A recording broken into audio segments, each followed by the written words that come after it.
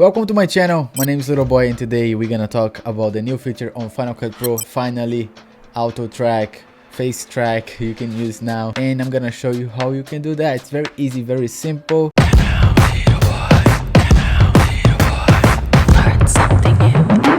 You're just gonna go to the text. I'm gonna look for the basic over here, and when you drag on top of your image, you see that it's gonna recognize already some parts of the take that can track automatically, and if you position right in your face, it will recognize the face. Finally, thank you. And you just drag there, basically your text is gonna be there, but you see that now we have, if you click here, you have the transform and you have the tracker. So pretty much the tracker, now you have the face track, and if you want to create another track, you can just do that and you're going to track another thing. If you do transform, you're going to be able to move the text and it's not going to affect the tracking. But we have the track now.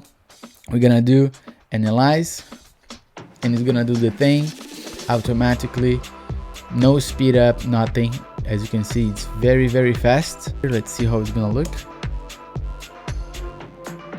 Oh, pretty good. Very nice. Very nice. Boom.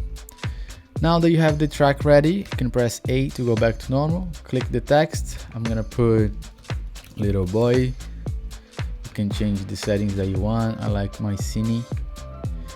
Let's see now how it looks. If you think it's too far, you can just click on the text and drag to the side. Not gonna change the tracking.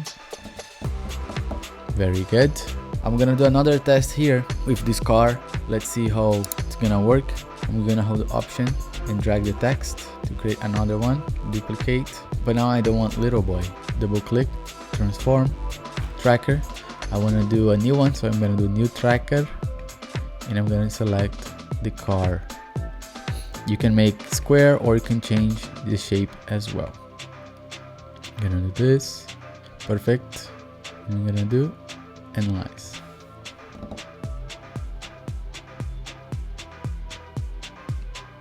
Just trying to track the car. Opa, he got the tree. Don't know what happened over there, but he got the tree. Let's see if you can fix that. My first time using this.